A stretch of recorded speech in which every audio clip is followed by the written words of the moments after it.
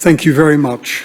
Thank you very much for the invitation to be able to speak here today on a subject that's so close to my heart, the relationship between literacy and democracy. According to a famous remark by the German psychologist and neuroscientist Dr. Ernst Pappel, reading is one of the most unnatural activities for our brain. By this provocative remark, he wanted to stress how extraordinary it is that we do this every day, all of us. And let me give you two examples of why reading is so unnatural, so extraordinary, sorry. The first is that unlike for spoken language, we have no genetic disposition for reading. Every human baby learns to speak by just being in the presence of other people who speak. But in order to learn to read, it takes years of formal training to repurpose our brain. Areas that were originally used for other purposes, such as reading faces, or reading the landscape, or reading features in the landscape, the tracks of animals. That we are able to pull off this remarkable feat is because of our amazing plasticity, the plasticity of the brain. The second reason why reading is so unnatural is that for evolutionary reasons, our brain is very easily distracted. While reading requires a persistent attention and focus on something as thoroughly boring as an unending range of little squiggles on paper or a screen that don't move, that don't make sound, or anything else exciting. So given the continuing unnaturalness of reading, it is hardly surprising that we jump at every opportunity to replace it with easier sources of information and entertainment that don't require quite so much from our brains. First we invented film, then radio, then television. And today, all sorts of digital media offer less cognitively challenging alternatives to reading text, including series, podcasts, vlogs, audiobooks, YouTube videos, TED Talks, you name it, the list is endless. When we do still read and write, the texts are becoming ever shorter. Anything to avoid reading and writing, it would seem. Take AI. Since its public introduction in November 2022, we have collectively farmed out an awful lot of our reading to OpenAI, to ChatGPT. Just a few weeks ago, GPT-4o for Omni was launched. This new flagship model of ChatGPT can, and I quote here, reason across audio, vision, and text in real time, unquote. Note the order here, audio and vision first, and text last, only as a last resort. So to interact with ChatGPT, to access the world's knowledge, just switch on your camera in your device and talk to your friendly AI. Soon we'll see these audio and vision capabilities built into all sorts of web services, platforms, and operating services, making it ever less necessary to read and write.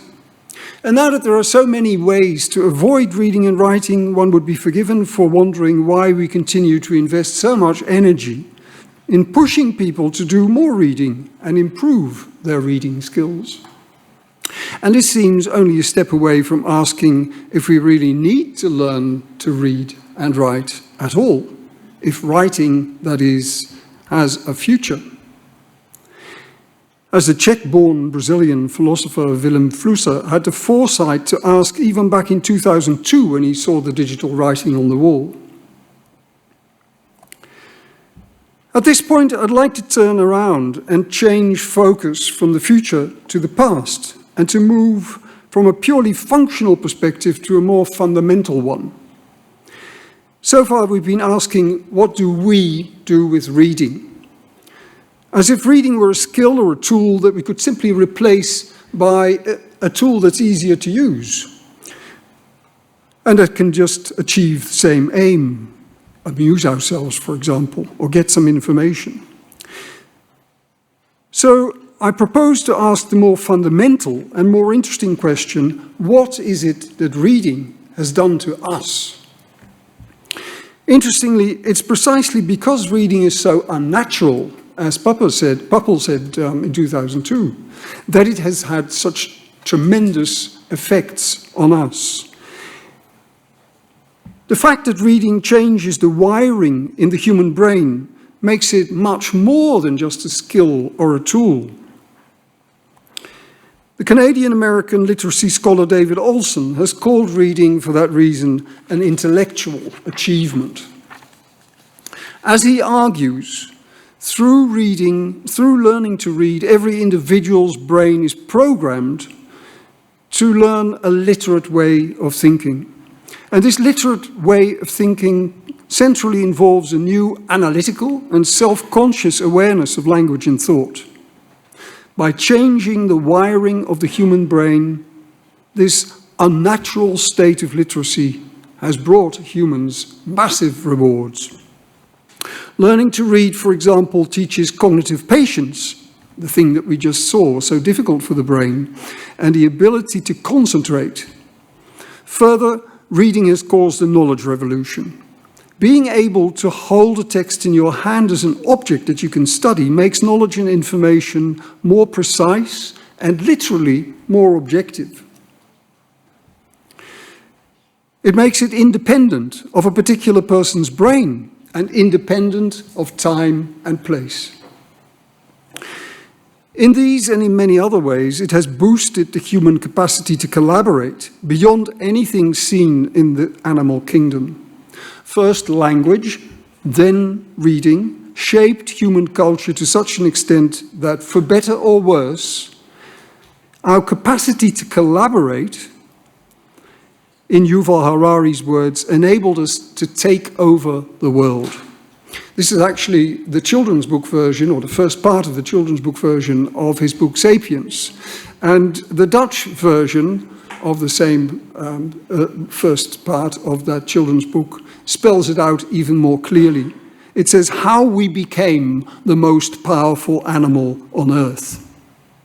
To sum up, you might say that the ultimate answer to the question I just decided to ask, what does reading do with us, is that by making us into literate thinkers, it has enabled us to create the very world we inhabit today. Our entire social order, but especially our systems of education, scholarship, law, science, are based on this new virtually universal literacy of our species. By the end of the 19th century, reading had become such a vital precondition for participation in society that learning to read began to be made compulsory in most European countries and many other countries around the world. It is easy to forget how recently this happened and how momentous the consequences of it are. For the end of the 19th century is a mere 6 generations ago. That is to say, it is only the time of our grandparents, great-grandparents.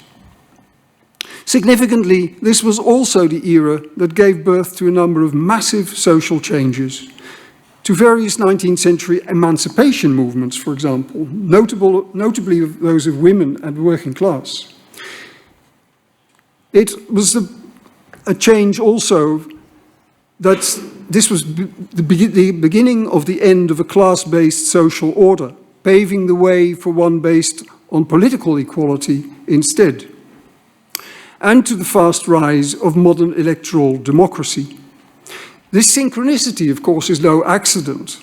None of these sweeping social changes that started in the closing decades of the 19th century would have been possible without general literacy.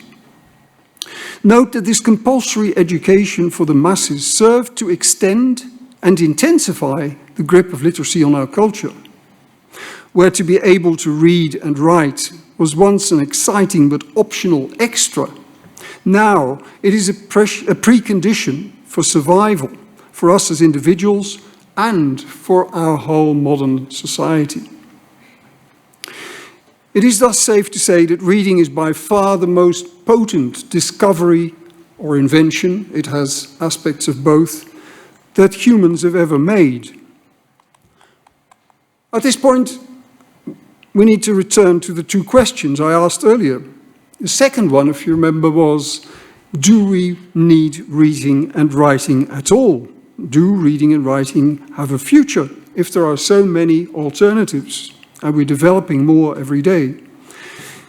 Well, you'll agree that if we look at this short historical excursion, it leaves us with only one possible answer. Yes, we need to keep reading if we don't wish to lose our literate mindset and risk the sophisticated society and culture that it has created.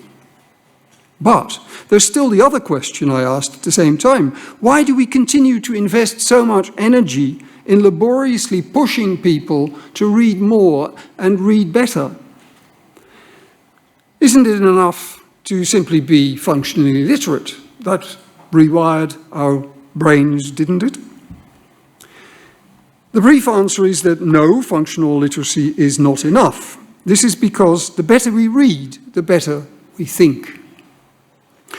For the way our literate brain works is not just affected by the fact that we learn to read,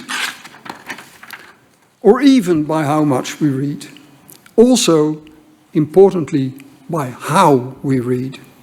All text technologies we've ever invented enable us to access and retrieve information, but different text technologies train different cognitive abilities. Note that it is less the actual material item from which we read, that is to say, the screen versus the printed text, that causes the difference. It's the entire infrastructure or ecosystem in which they function that influences our attitude to the text. The compulsory schooling that started in the 19th century was based by default on the then dominant text technology of books and print. In that way, it instilled book-based reading habits and a book-based literacy. And with that, a certain reverence for reading. However, today, the text technology that dominates people's daily lives is clearly the digital. Keeping abreast of the vast sea of messages, social media feeds, and other news and information instills screen-based reading habits. Screen-based reading is much less reverential. You might even say that it causes us to take text less seriously. It requires fast navigation involving frequent and fast changes of focus, reading many short texts in a fragmented manner, fostering only a skimming of the surface of information. Given the huge amounts of data and information we have to contend with online, such skimming forms of reading are clearly very useful to locate salient information in large amounts of text we cannot do without it. However, skimming does not unlock the full cognitive potential of reading, and simply having broad access to digital information does not equal acquiring knowledge. The same can be said of immersed reading, of, say, pulp fiction, detective fiction, thrillers, etc., which, however enjoyable, does not require a very critical form of reading. What brings the most cognitive gains and what has contributed most to the creation of those book-based social institutions of education, scholarship, science, law, and democracy that we prize so much is a reading practice called higher level reading.